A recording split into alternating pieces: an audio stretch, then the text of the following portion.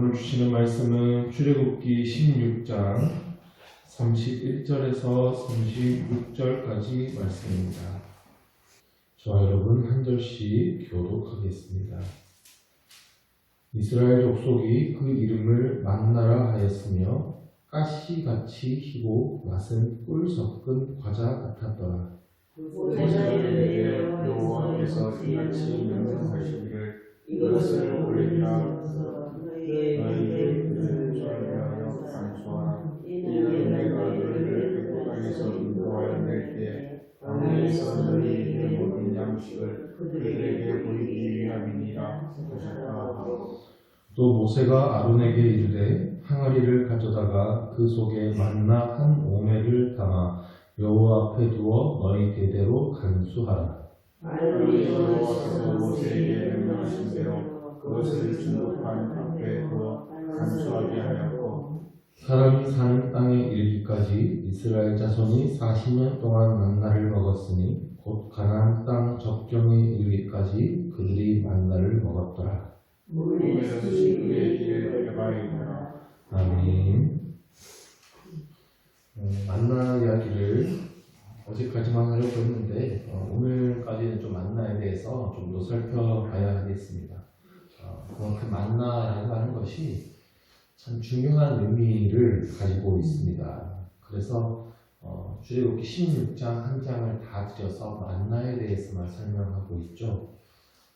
만나를 거두는 방식에 대해서 좀 더 살펴보려고 하는데요.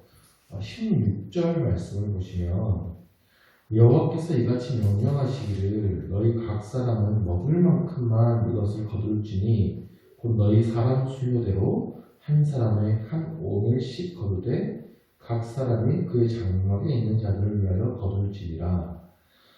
각 사람이 먹을 만큼만 거두라고 말씀하셨습니다. 한 사람당 한 오멜이라고 정확한 양을 정해 주셨어요. 욕심 부리지 말라는 거예요. 그런데 각 사람이 그의 장막에 있는 자들을 위해서 거두라고 하십니다.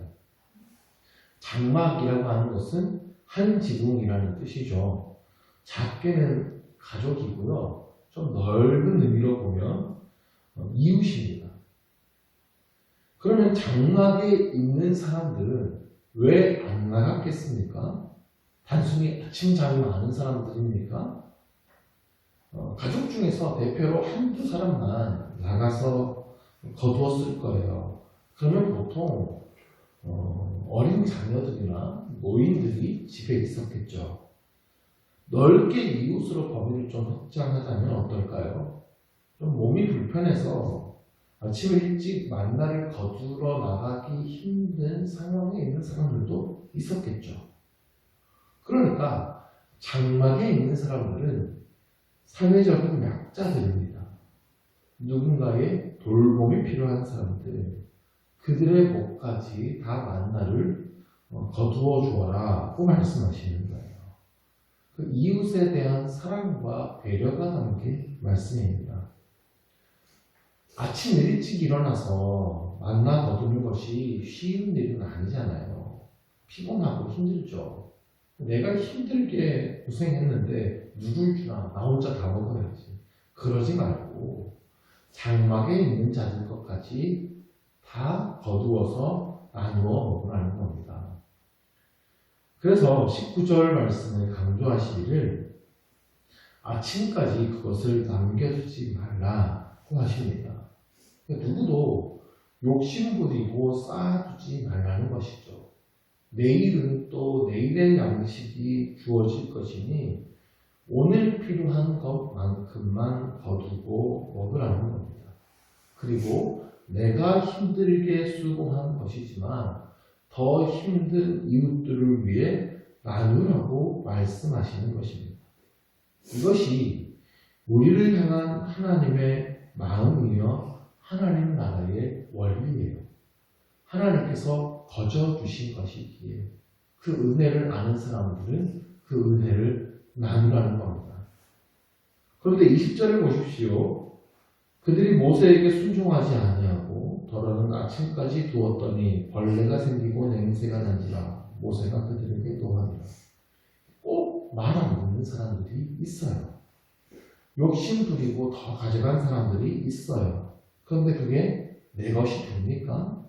안 됩니다. 하나님은 만나를 통하여서 이러한 삶의 방식을 체득하게 하시는 거예요. 각자 먹을 만큼만 거두는 삶입니다. 쌓아두지 않는 거예요. 내일의 양식은 또 하나님께서 내일 채워주실 것이라는 것을 믿는 삶이죠. 오해하지 마십시오. 저축하지 마시라. 내일을 위해서 돈 모아놓지 않아도 된다. 이런 말씀이 아닙니다. 미래에 대한 염려를 내려놓으라는 뜻입니다. 내일도 하나님께서 우리의 필요를 채워주십니다. 하나님은 우리의 모든 필요를 아시는 분이세요. 그리고 무리하게 재산을 독차지하며 살지 말라는 것입니다. 100인분을 독차지하며 사는 사람이 있어요. 그런데 100명을 먹여 살리는 사람이 있습니다. 누가 하나님의 기쁨이 되는 사람이 있습니까? 예수를 믿는 우리는 100명을 먹여 살리는 사람이 되어야 합니다. 그것이 성경적인 복이고 성경이 말하는 부자예요. 하나님께서는 아브라함에게 너는 복이 될지라 말씀하셨어요. 이 말씀은 너 혼자 복받고 너 혼자 잘 살아라는 뜻이 절대 아닙니다. 그 후에 땅의 모든 족속이 너로 말미암아 복을 얻을 것이라 말씀하셨습니다. 하나님은 우리에게 복을 주심을 통하여서 우리가 그 복의 통로가 되어 모든 사람들이 우리를 통해 복을 받게 되기를 원합니다. 하나님은 예수를 믿는 우리에게 복을 주시고요. 그 예수를 믿는 우리를 통해서 세상 사람들이 복을 받기를 원하세요. 이게 하나님 나라의 원리예요. 예수님께서 제자들에게 떡을 나누어 주실 때의 일입니다. 이것은 내 몸이라 말씀하셨습니다. 잔을 나누시면 이것은 내 피라 말씀하셨어요.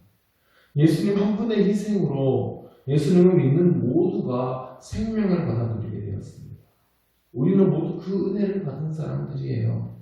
그리고 우리가 그것을 기념하며 함께 하나님의 은혜를 받았다는 것을 기억하고 있습니다. 예수님의 공급하심을 받은 사람, 예수님의 흘리신 피로, 예수님께서 희생하신 그 몸으로 우리가 하나님의 은혜를 값없이 받아 누리고 있습니다. 그 하나님의 은혜를 진정 깨달은 사람들은 나누는 것을 아까워하지 않는 거예요. 나도 나눌 수 있음에 감사하고 기뻐합니다. 그 은혜를 누리며 그 은혜를 나누는 우리가 되기를 원합니다. 만나에 대해서 또 한 가지 살펴볼 것이 있습니다. 그것은 오늘 이제 우리가 읽은 본문의 내용인데요. 31절을 보면 만나의 모양과 맛에 대해서 자세히 기록하죠. 가시같이 희고 맛은 꿀 섞은 과자 같았더라. 가시가 뭔지 잘 모르시죠? 저도 모릅니다. 근데 이걸 다른 번역본을 보면 고수 씨앗이라고 되어 있어요. 이 고수 씨앗은 인터넷에 검색하면 다 나옵니다. 작고 동그랗게 생겼어요. 근데 고수 씨앗은 약간 누런색인데 이것은 만나의 흰색이다 라고 기록합니다. 또 맛은 꿀 섞은 과자 같았다 라고 말하죠. 단맛이 나는 곡물 맛이었나 봅니다. 이스라엘 백성들은 이것을 곱게 갈아가지고 빵을 만들어 먹기도 하고 기름에 부쳐 먹기도 했습니다. 근데 여기서 만나의 모양과 맛을 왜 이렇게 자세히 기록했을까요? 만나는 광야에서만 주어지는 것이기 때문입니다. 광야 40년 동안 만나가 주어졌고요. 이스라엘 백성들이 가나안 땅에 들어간 그 순간 만나는 더 이상 공급되지 않았습니다. 이후의 세대들은 더 이상 만나를 먹을 수가 없어요. 그런데 만나는 단순히 이스라엘 백성들을 먹이시기 위해서만 내려진 것이 아니었죠. 하나님을 알게 하기 위해서, 하나님의 방식으로 살아가는 방법을 가르쳐주기 위해서, 우리의 공급자 되시는 하나님을 날마다 의지하고 하나님께 일용할 양식을 공급받는 그 삶의 자세를 훈련하기 위해서 매일 만나를 주셨단 말입니다. 그래서 이 훈련은 이후 이스라엘 백성들뿐만 아니라 그 이후의 세대들 그리고 우리에게도 필요한 것입니다. 우리에게도 하나님의 공급하심을 따라서 살아가는 만나 훈련이 필요합니다. 그들이 경험했던 그 만나를 다음 세대에게도 생생하게 가르쳐 주기 위해서 만나의 생김새와 맛을 이렇게 자세하게 기록해 놓은 거예요. 32절입니다. 모세가 이르되 여호와께서 이같이 명령하시기를 이것을 오멜에 채워서 너희 대대 후손을 위하여 간수하라. 이는 내가 너희를 애굽 땅에서 인도하여 낼 때 광야에서 너희에게 먹힌 양식을 그들에게 보이기 위함이니라 하셨다고. 만나를 간수하라고 명령하셨어요. 오멜에 채우라고 했는데요. 오멜은 사실 단위입니다. 그러니까 리터나 킬로그램 같은 단위인데 한 오멜 되는 항아리에다가 만나를 담으라는 거예요. 한 오멜은 한 사람의 하루치 식량입니다. 이것을 항아리에 보관해 두는 이유가 분명히 기록되어 있죠. 광야에서 너희에게 먹인 양식을 그들에게 보이기 위함입니다. 너희란 지금의 이스라엘 백성들이고요. 그들이란 광야 이후 이스라엘 백성들입니다. 이스라엘 백성들이요 곧 시내산에 갈 겁니다. 거기서 율법도 받고요. 성막도 짓습니다. 그리고 성막의 가장 중심은 언약궤예요. 법궤라고도 부르고요. 이것이 하나님의 임재의 상징입니다. 그 궤를 지성소에 두고 지성소에는 대제사장 외에는 아무도 들어가지 못합니다. 이스라엘 백성들이 광야에 머무는 동안에 그 구름 기둥과 불 기둥이 그 법궤 위에 머물렀다고 되어 있어요. 그런데 그 법궤 상자 안에 3가지를 넣어두는데요. 그 중에 하나가 만나를 담은 항아리예요. 또 다른 2가지는 십계명 돌판과 아론의 쌍난 지팡이를 넣습니다. 십계명 돌판은 하나님의 말씀이죠. 아론의 쌍난 지팡이는 하나님의 주권을 상징합니다. 그리고 만나를 담은 항아리는 하나님의 돌보심을 상징하는 거예요. 이스라엘 백성들이 광야에서 꼭 배워야 했던 중요한 3가지 과목이 바로 이것입니다. 하나님의 주권을 인정하는 삶을 배워야 돼요. 하나님의 말씀을 따라 순종하는 삶을 배워야 합니다. 그리고 만나를 통하여서는 우리의 모든 필요를 채워주시는, 공급해주시는 하나님을 배워야 합니다. 이 사실을 대대로 기억하고 배우게 하기 위해서 만나 항아리를 대대로 간직하게 하신 거예요. 시청각 교보지 자료를 하나 만드신 겁니다. 그 만나를 실물로 보고 만나의 교훈을 배우라는 것이죠. 하나님은 이만큼 교육에 대해서 진심인 거예요. 안타깝게도 이 이스라엘 백성들이 어느 순간 만나 항아리를 잃어버려요. 법궤를 빼앗기고 하면서 이 만나 항아리를 잃어버린 것 같아요. 그래서 이제 그 이후에는 누구도 만나가 어떻게 생겼는지 알 수 없게 됐습니다. 자, 이스라엘 백성이 가나안 땅에 들어가면 만나는 그치게 됩니다. 이제 농사를 하든 양을 키우든 뭘 하든 일을 해서 먹고 살게 되겠죠. 근데 그때도 마찬가지 원리라는 것을 기억해야 한다는 거예요. 여전히 그들은 하나님의 공급하심을 따라 살아가는 거예요. 신명기 8장 말씀을 보시면 가나안 땅에 들어가는 이스라엘 백성들에게 모세가 당부하는데 지금까지는 너희가 만나를 먹고 살았지만 이제는 가나안 땅에 들어왔으니 일을 하며 먹고 살게 될 것이다. 그런데 내 힘으로 재물을 얻어서 먹고 사는 것이 아니고 여전히 하나님의 공급하심으로 살아간다는 것을 기억해야 된다고 모세가 신신당부합니다. 신명기 8장 18절은 이렇게 말씀하시는데요. 내 하나님 여호와를 기억하라. 그가 내게 재물을 얻을 능력을 주셨습니다. 우리에게 재물을 얻을 능력을 주신 분이 하나님이십니다. 우리가 직장이나 사업을 통해서 재물을 얻을 능력을 주신 분이 하나님이십니다. 직장도, 건강도, 사업을 통해 재물을 얻을 능력도, 지혜도, 나라를 통해 돈을 받든 무엇이든 주님께서 주셔서 우리가 얻었다는 것을 기억해야 된다는 거예요.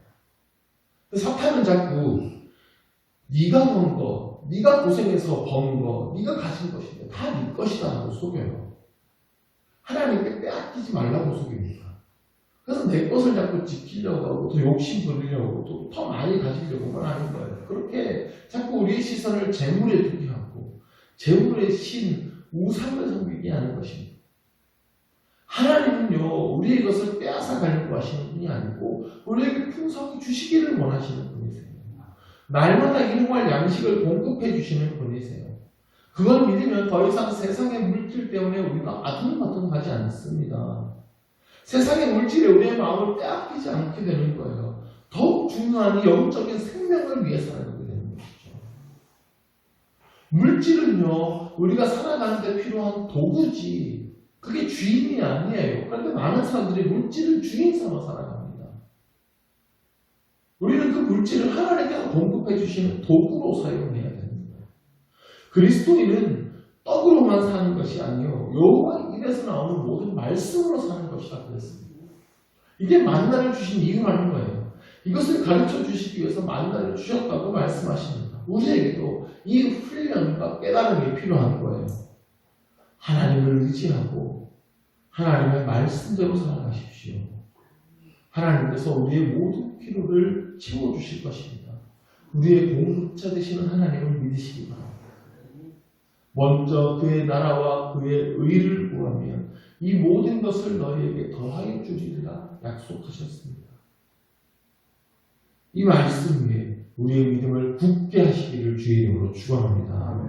기도하겠습니다. 하나님 아버지, 하나님께서는 광야의 이스라엘 백성들에게 만나를 내려주셨습니다. 매일매일 공급해 주심으로 말미암아 매일매일 우리의 필요를 채워주시는 하나님을 경험하게 하셨습니다. 여전히 우리에게도 하나님께서 공급자 되심을 믿습니다. 우리의 일용할 양식을 채워주시고 모든 필요를 채워주시는 분이 우리 하나님이십니다. 물질 때문에 너무 걱정하지 않게 하여 주시고 우리의 모든 마음을 빼앗기지 않게 하여 주시고 오직 물질을 위해 살아가는 삶이 되지 않게 하여 주옵소서. 먼저 그의 나라와 그의 의를 구하라 하셨으니 그 귀한 하나님의 나라에 우리의 삶의 목적을 두고 영적인 생명을 얻기 위해 살아가는 우리 되게 하여 주시옵소서. 날마다 하나님의 공급하심을 믿고 감사함으로 하루하루를 살아가는 우리 모두가 되게 하여 주시옵소서. 예수 그리스도 이름으로 기도드립니다. 아멘.